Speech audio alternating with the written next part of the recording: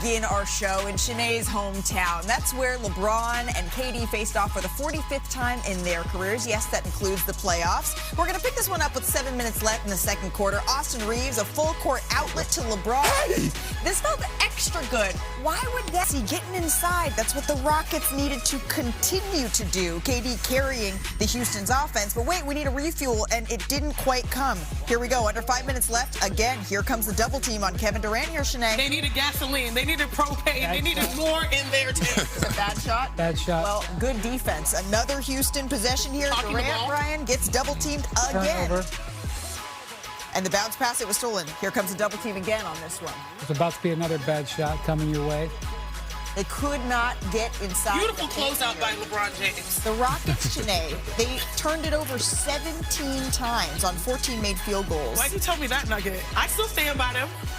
Look at LeBron. LeBron just disrupted that whole play. Hey! I love the unselfish pass right there. LeBron cheating on the play, cheating on the inbound. Recent inbounds. Why see you? Wow. The Lakers go on to win this one 100-92.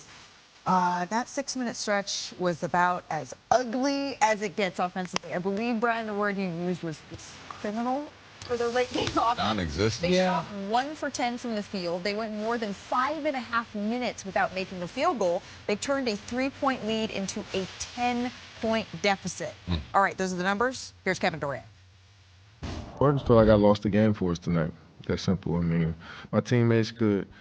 I mean, of course, we probably can make more threes, but it's on me. I mean, to be honest, I'm the offense, and the opposing team is going to use all their resources and not let me. It's the help at the elbows, and then guys at the boxes, and it's almost like a zone when I get the ball up top. Maybe I got to just get out the way, get in the corner, space the floor out for other guys, and I think just that when I get the ball against certain teams, they just going to settle out and just say, you know, we're just going to double and play a little zone behind it and see what happens. And if we give open shots, that's cool. But maybe I just need to get out the way, you know, be honest. Set screens, be ready to catch and shoot. Just space the floor for my teammates, you know. It's been happening throughout the season, but, you know, I'm starting to figure out, I think I just need to get out the way and let other guys dribble the ball. Kevin Durant needs to get out the way. It's kind of rare, Amon, to see him frustrated like that. What did you make of those comments? I think, one, I was impressed to hear him say he's the offense. That was not a lie. I get it. He scores the ball and everything. I totally understand. What I can't understand about the comment is afterwards then saying you're gonna give them the ball. Like, it's like you can't do both. You can't be the offense and then say I'm gonna let them dribble the ball. It's like we got to pick how we're gonna be aggressive, pick our spots, and make sure that doesn't happen again. The only thing I would add to what he said is correct. I am the offense, but I am the most consistent offensive player. Come on now. And that is the truth. He's talking about the 7 turnovers he had in the game, and those were not clean ones. Those were almost passing the ball right over to his opponent.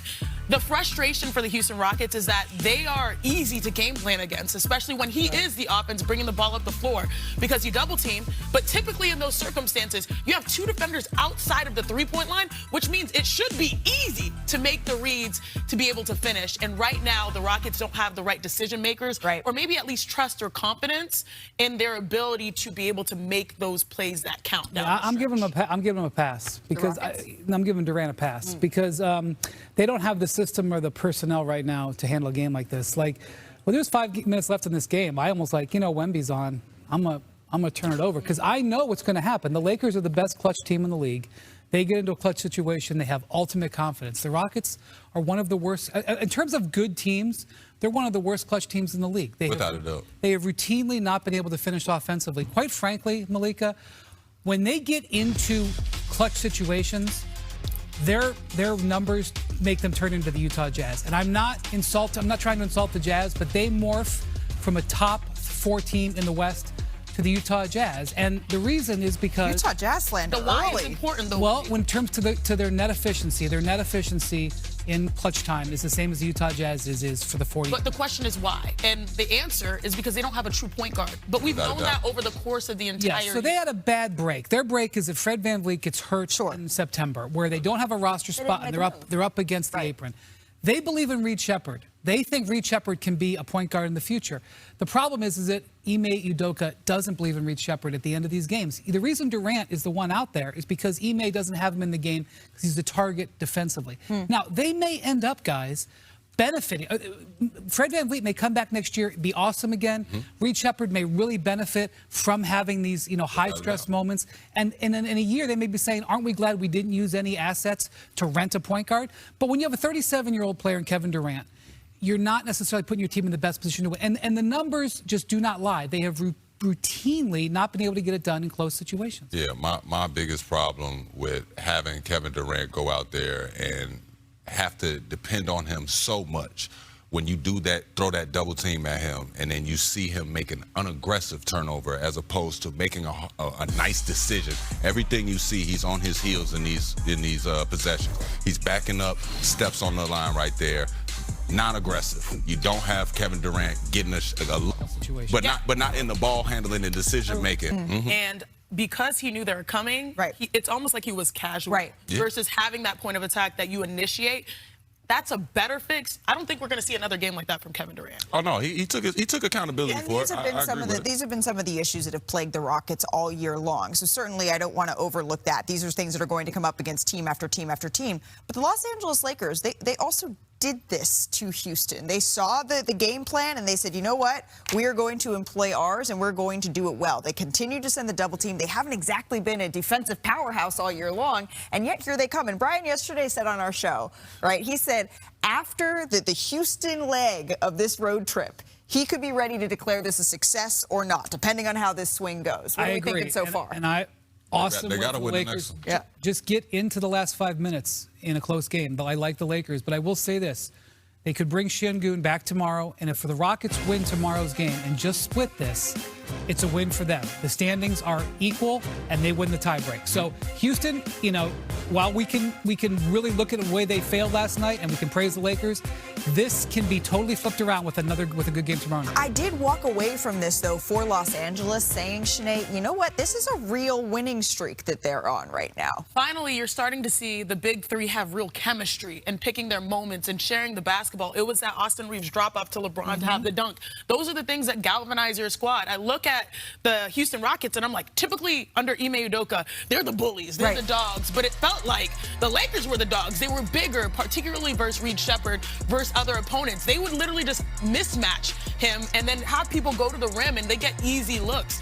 And you talk about defensively now, big caveat, Alperen Şengün did not play, but they held the Rockets to 35 points in the second half, the lowest half that they have had all year long. So I want to see them do it against the big teams, but it was a good Is that a side-eye? Oh, what? It's a little bit of a bombastic side-eye. Not at all. I like the way the Lakers are playing right now. I do. But you're not too. This seems like a butt that is it's not a butt. It's not a butt. It's just I agree with you, Wendy. When we start talking about the playoffs, it's a different vibe for me. We're not talking about the playoffs. We're talking about that's what I said. The streak is great. It's been a great time. It's been a great time. When it's a close game, the Lakers have a chance. So they just have to try to play in. But I'm just saying, last night, Houston handed them that. They beat themselves. If they can do it again, I'm not a guy that goes out there and says that. On Thursday, we're going to be having another. I'm not a guy that go out there and says that, we beat ourselves and everything. But that was one of those games. All right. Well, there you go. The Lakers, though, they have won 6 in a row, and they're starting to piece something together, even if it comes with a little bit of Iman side-eye. We did also have dueling 40 pieces last night in Boston. Do you guys remember when Jaylen Brown said this part? He said, I don't foul